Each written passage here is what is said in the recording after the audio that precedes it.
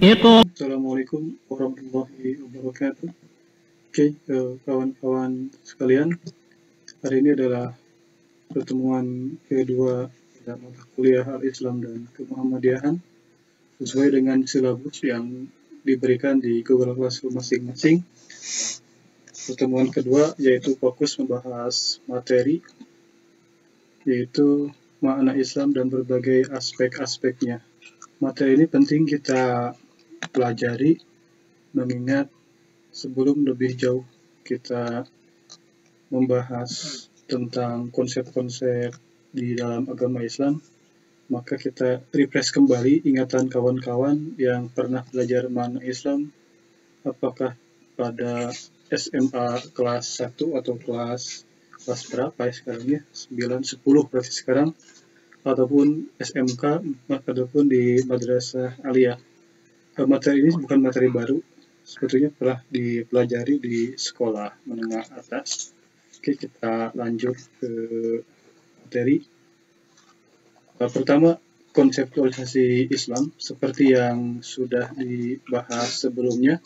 Nah, ini di materi yang Bapak share, lihat pada kursor. Secara bahasa, Islam diambil dari bahasa aslama, yusliman, aslaman atau tunduk, patuh, pasrah, dan berserah diri. Ini konsep dasar agama Islam. Jadi pada intinya dapat kita pahami bahwa kenapa agama ini diberikan nama Islam kepada Nabi Muhammad, karena memang konsep dasar beragama adalah ketundukan. Nah, seperti dalam sebuah ayat, wa ma khalaqtul jinna wal insan illa liya'budun, artinya adalah ketundukan, kepasrahan, dan berserah diri kepada Sang Khalik. Jadi kalau ditanya sejauh mana keislaman seseorang, ukurannya adalah sejauh mana orang tersebut tunduk, patuh, pasrah pada aturan yang sudah Allah tetapkan.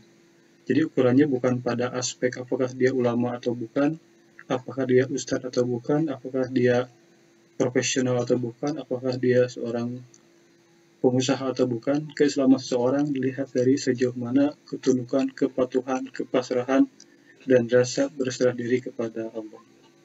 Yang kedua, makna Islam adalah terbentuk dari kata salima, artinya selamat dan sentosa.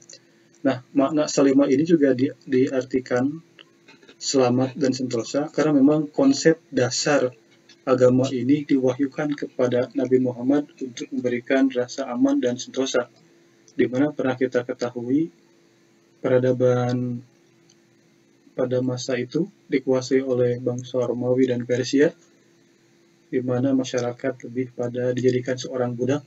Jika seorang perempuan melahirkan anak perempuan, maka pilihannya anaknya digugurkan atau ibunya diwafatkan, dan jika melahirkan anak laki-laki maka akan diterima. Nah, Islam hadir sebagai agama penyelamat, maka agama ini diberikan nama Islam kepada Nabi Muhammad. Berbeda dengan Nabi Isa yang diberikan nama Nasyara atau Nasrani, berbeda juga dengan yang diberikan oleh Nabi Ibrahim yang beragama Abraham. Khusus untuk Nabi Muhammad diambil kata salima, artinya agama yang membawa selamat dan sentosa. Jadi kalau ada sekelompok orang atau sebagian orang yang mengatakan Islam tapi tidak memberikan selamat atau sentosa, artinya sudah keluar dari konteks agama Islam itu sendiri. Yang ketiga, kata aslam inilah yang menjadi kata kunci dari makna Islam, yaitu tunduk, dan taat.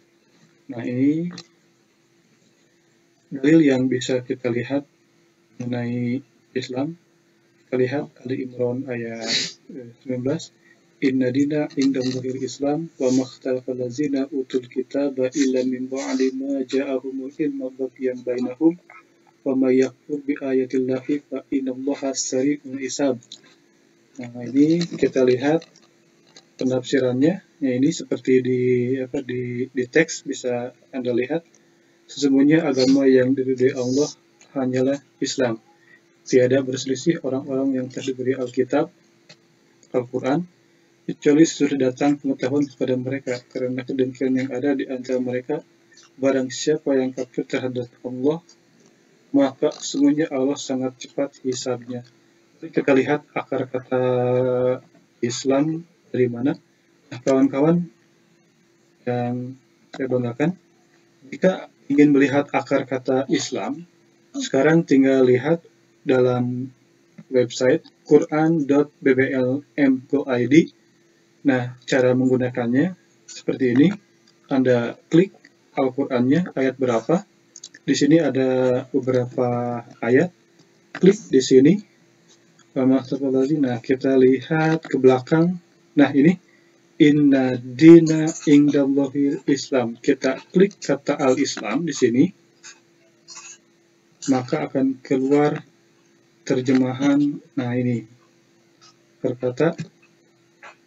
Nah, kita double klik di sini. Nah, akan terlihat arti kata Islam secara sesungguhnya. Nah, oke, terus kita. Nah, jadi kalau cara mencari cepat kata dalam Al-Quran bisa dilihat di sini. Oke, kita lihat kembali ke Ali Imran ayat 19. Nah, ini cara mencari makna per ayat. Oke, kembali ke materi. Nah, ini makna Islam pertama dalam Ali Imran jelas tertulis aslama. Oke, lanjut. Ali Imran ayat 85. Di sini wa may yabtaghi ghairal islam dinan fala yuqbala minhu wa huwa fil akhirati minal khasirin. Ada kata al-Islam. Nah, barang siapa mencari agama selain agama Islam, maka sekali-kali tidak akan diterima. Jadi akar kata Islam sendiri itu memang tertulis dalam Al-Quran, yang artinya adalah tadi ketundukan dan kepatuhan. Jadi bukan asal memberikan nama, tapi tertulis dalam. Oke, lanjut. Al-Imran ayat 67.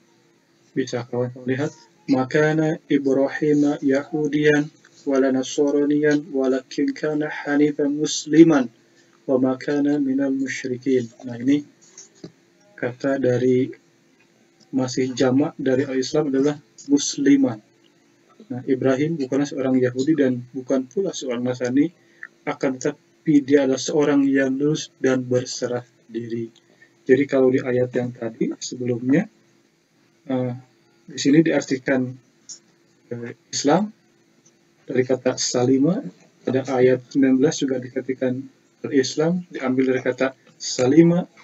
Nah, ada ayat Ali Imran ayat ke-67 di sini musliman diartikan berserah diri kepada Allah. Jadi inti puncak dari konsep dasar Islam adalah memang agama yang mengharuskan kita untuk berserah diri kepada Allah. Jadi puncak keislaman seseorang sekali lagi tidak diukur dari seberapa besar pengetahuan yang dia miliki, seberapa banyak ilmu yang dia miliki, dan seberapa banyak kedudukan yang dia duduki, tapi adalah berpusat pada seberapa besar rasa berserah diri kepada Allah. Ini konsep dasar Islam. Jadi orang yang mengaku berislam, cirinya adalah dia senantiasa berserah diri kepada aturan Allah dan tunduk patuh hanya kepada Allah, tidak yang lain. Nah, oke, di sini kita lihat resume dari 3 ayat tadi. Al-Islamun dari Ali Imran ayat 19, artinya menyelamatkan, menyerahkan, menghantarkan, membenarkan. Terus ayat Ali Imran berikutnya, nah ini wa may yabtaghi ghairal Islam, artinya juga sama, menyelamatkan, menyerahkan, menghantarkan, dan membenarkan. Nah, terus hanifan musliman artinya adalah menyerahkan diri juga. Oke, kita cek dalam Al-Quran. Nah, kita review. Di sini Ali Imran ayat 67. Mana 67 ya? Kita cek. Nah, kita cek ayat pada 67.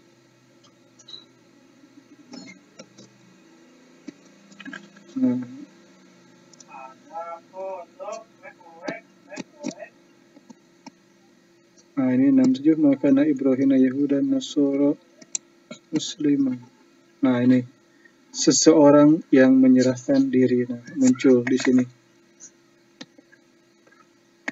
Oke, nah kita lihat di sini.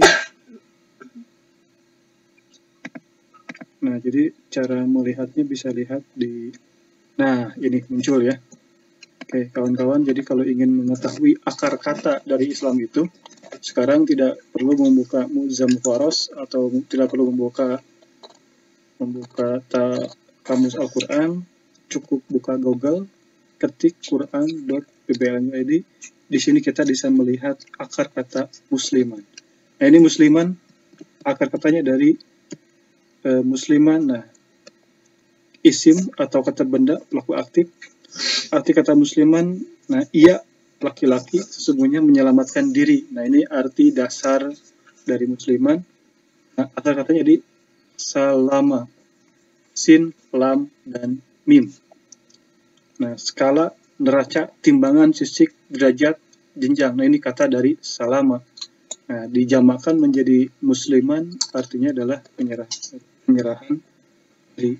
Nah, kata salama atau musliman ada 140 kali yang terdiri dari dua kata benda sebanyak 111 kali, dipakai kata kerja sebanyak 28 kali. Nah, kata musliman termasuk dalam jenis kata benda atau isim dalam bahasa Arab.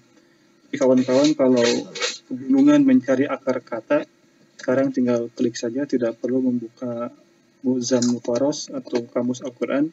Tapi yang memang memiliki kemampuan untuk membuka itu ya nggak apa-apa, buka saja. Nah, ini perubahan kata dari kata musliman. Aslamtum, aslama, aslama, aslamu, aslamtu, ini memiliki makna yang berbeda. Kita lihat kata aslama. Nah, ini terdapat dalam surat Al-Imran, Al-An'am, Al-Nisa 125. Waman ahsanu dinan mimman aslamu wajhahu lillah. Nah, di sini aslamu di sini artinya adalah patuh, tunduk. Jadi dari berbagai ayat termasuk Al-Jin di sini, paman aslamu faulaika taharrafu rasyada. Artinya juga patuh, tunduk. Jadi memang konsep dasar agama ini adalah mengajak kita untuk tunduk patuh pada aturan Allah. Jadi seorang yang mengaku muslim, jika tidak ada kepatuhan dalam dirinya, ya dipertanyakan keislamannya. Karena bisa jadi dia patuhnya pada aspek yang lain. Nah, ini berikutnya aspek-aspek ajaran Islam. Ada 4 konsep yang dibahas. Pertama akidah, kedua akhlak, 3 ibadah, 4 amalah. Itu 4 aspek ajaran Islam. Nah, akidah berasal dari kata aqoda yang artinya adalah simpulan. Akidah dapat memutuskan apakah suatu tindakan itu benar atau salah. Itu konsepnya adalah akidah. Bedanya dengan fikih. Kalau fikih hanya ritus, tapi akidah ini akan menjadikan kita apakah tindakan yang kita ambil benar atau salah. Akidah juga diartikan, nah di sini sebagai iman yang kuat dalam hati. Memang akidah ini terpatri dalam hati. Nah, akidah secara spesifik ialah iman yang kuat terhadap Allah, malaikat, kitab, rasul, hari akhir, serta qada dan qadar seperti rukun iman dan Islam. Nah, pembahasan akidah bermacam-macam. Setiap golongan bisa menggunakan berbagai macam akidah. Yang sering kita dengar adalah asma wa sifat, yaitu tauhid rububiyah, tauhid uluhiyah, tauhid mulkiyah. Nah, ini cara pembagian akidah. Sesungguhnya sudah pernah Anda terima ketika di SMA, kuliah ataupun di SMK tentang asma wa sifat dari Allah yang saya sebutkan, uluhiyah, mulkiyah, dan rububiyah. Nah, ini Al-An'am ayat 16. Kul lima ma fis samawati wal ar kullillah kataba ala nafsihi rahmah lajadma'anakum ila yawmil qiyamah la raiba fihi allazina khasiruna anfusahum fahum la yu'minun. Nah, katakanlah Kul, katakanlah kepunyaan siapa yang ada di langit dan di bumi, katakanlah kepunyaan Allah.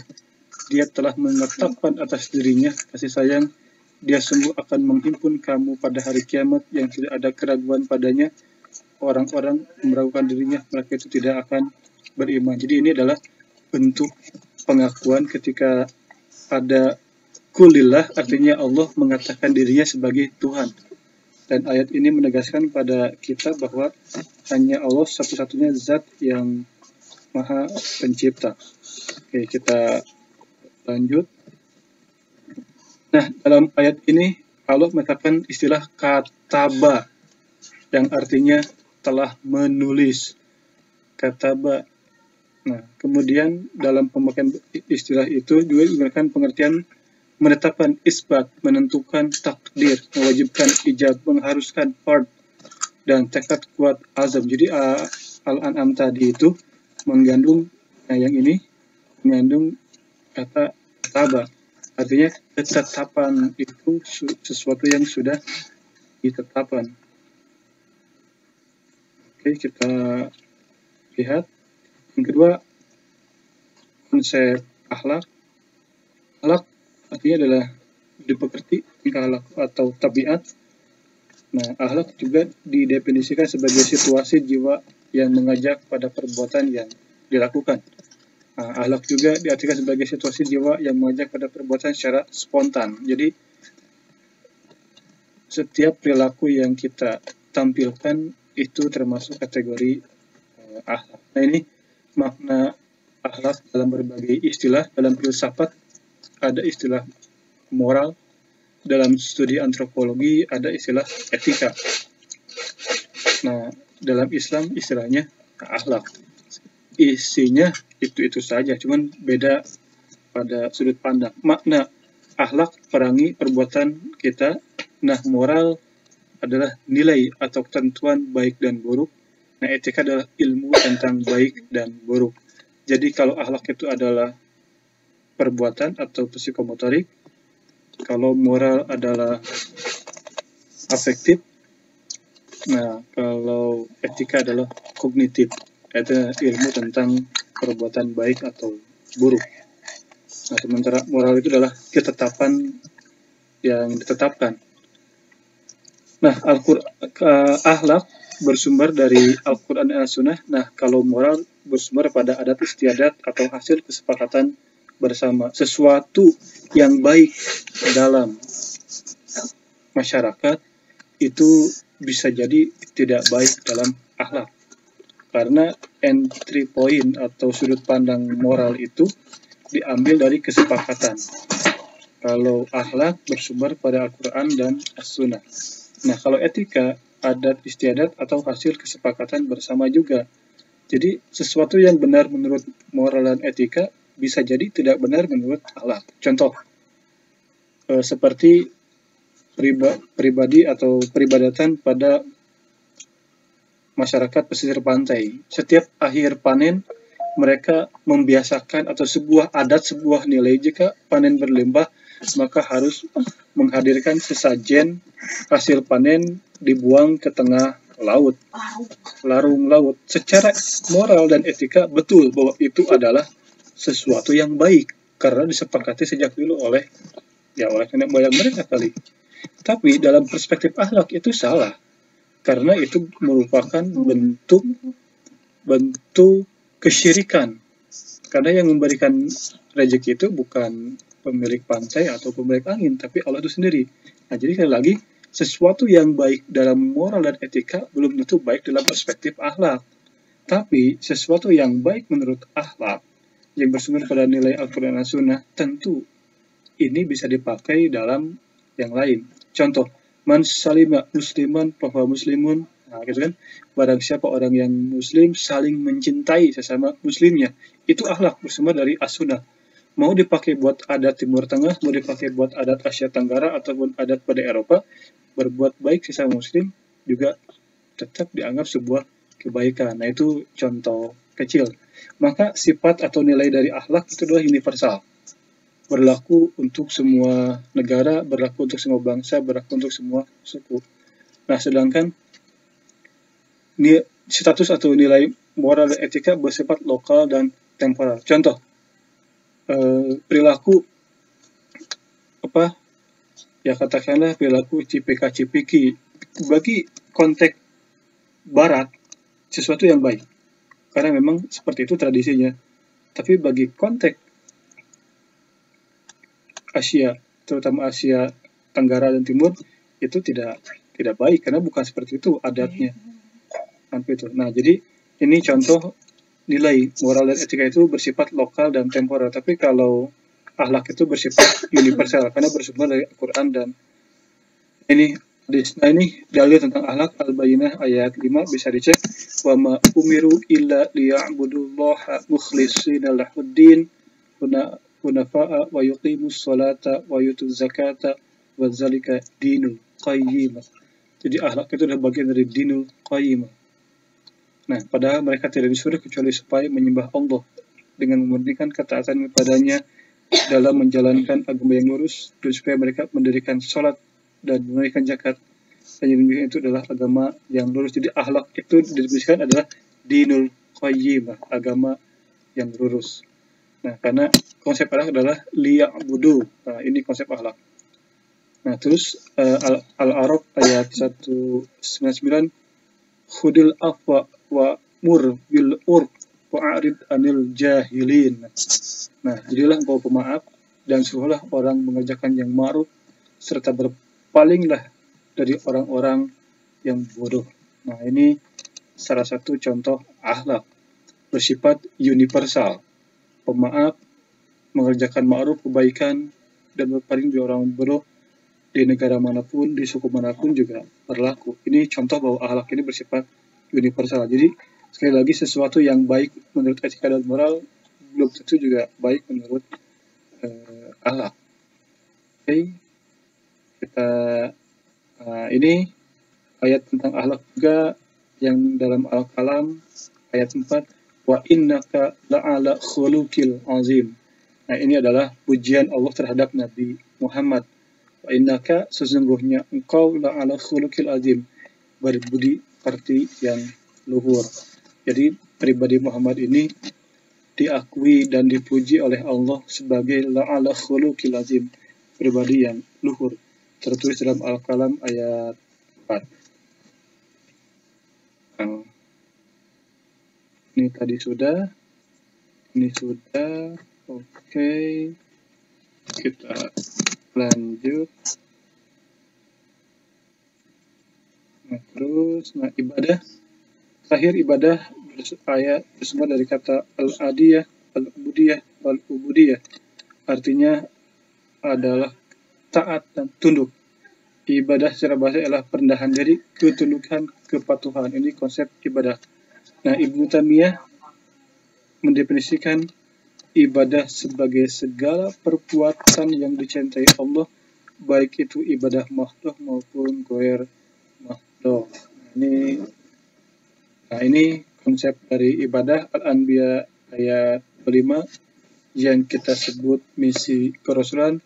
Wa ma arsalnaka min qablika min rasulin illa nuhi ilaihi annahu la ilaha illa anna fa'budun. Nah, ini adalah kata fa'budun. Ini adalah perintah untuk beribadah. Nah, ini, dan tidaklah aku utus Rasul sebelummu, melainkan kami wahyukan kepadanya bahwa tidak ada Tuhan melainkan aku, maka sembahlah aku. Ini perintah Allah. Jadi tidaklah Allah turunkan Rasul kecuali untuk mengajak seluruh umat manusia fa'budun, menyembah Allah. Nah, ini An-Nahl ayat 36 juga sama. Laqad ba'asna fi kulli ummatin rasulan an i'budullaha wajtanibu taghut. Dan sungguh telah kami utus pada setiap umat itu seorang rasul yang menyuruh mereka supaya menyembah Allah dan menjauhi taghut. Jadi inti kehidupan adalah konsep ibadah. Nah, taghut ini adalah termasuk ayat-ayat mutasyabihat. Artinya bisa diartikan melebihi intervensi yang lain. Nah, dalam konteks Makkiyah dan Madaniyah, togut itu adalah berhala berupa patung. Tapi kalau kita gunakan tafsir birro'i, togut ini juga bisa menjelma pada struktur sosial. Contoh adalah jabatan, contoh adalah perilaku politis, contoh juga adalah perilaku bisnis. Jika segala sesuatu bersumber semua diukur oleh materi, maka materi ini menjadi togut-togut juga. Jadi ini termasuk mutasyabihat. Nah, terus ini hakikat penciptaan manusia, wa ma khalaqtul jinna wal insan illa liya'budun. Jelas ya, katanya dari abada illa liya'budun. Nah, terus ma uridu minhum birizkin wa ma uridu ayyut'imun. Dan tidaklah aku ciptakan jin dan manusia melainkan supaya menyembah kepadaku. Nah, jadi ini konsep dasar penciptaan manusia. Aku tidak menghendaki rezeki dari mereka dan tidak pula agar mereka memberiku makan. Ini konsep ilah. Bahwa Allah tidak butuh rezeki kita dan juga tidak butuh makanan dari kita. Yang Allah butuhkan adalah illa liya'budun. Adalah ibadah yang kita persembahkan. Jadi kembali ke makna Islam adalah ketundukan dalam bentuk ibadah. Ini cara pandang Islam bisa dilihat dalam tabel ini.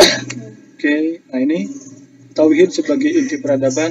Jadi ini peradaban dibangun oleh dua aspek. Pertama agama, yang kedua sains. Agama diaping oleh doktrin tauhid, sains diaping oleh konsep, teori dan paradigma. Jadi yang membangun dunia ini dua, agama membangun.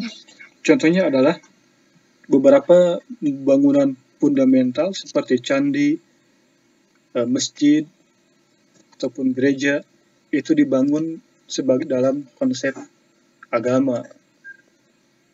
Dan juga gedung-gedung bertingkat ini dibangun dalam konsep sains. Jadi yang menentukan peradaban dunia adalah agama dan sains. Nah, gabungan dari agama dan sains itulah peradaban baru. Nah, itulah yang disebut dengan agama Islam sebagai agama rahmat. Bagaimana agama dan sains digabungkan membangun sebuah peradaban. Terus, oke. Nah, inilah yang kita jelaskan. Nah, menurut Ibnu Khaldun, peradaban dibangun melalui ilmu pengetahuan. Sebuah bangsa akan maju jika memiliki ilmu pengetahuan. Nah, terakhir, tauhid dan tanggung jawab sosial. Ini paradigma yang dikembangkan oleh Profesor Dr. Amin Rais. Intinya adalah seseorang yang bertauhid itu tidak cukup hanya mengimani bahwa Allah itu esa, tapi seseorang yang bertauhid itu harus berdampak bahwa keimanannya mampu menyelamatkan seseorang. Dan dasar ajaran sosial Islam juga dalam prinsip bahwa jika urusan ibadah bersama waktu dengan urusan muamalah, yang penting maka ibadah boleh diperpendek atau ditangguhkan. Selain itu ibadah yang mengandung segi kemaslahatan itu ganjaran lebih besar. Dan terbukti bahwa ayat-ayat dalam Al-Quran lebih banyak anjuran terhadap ibadah-ibadah sosial. Oke, kawan-kawan, itu saja yang bisa disampaikan pada pertemuan pertama. Terima kasih. Assalamualaikum warahmatullahi wabarakatuh.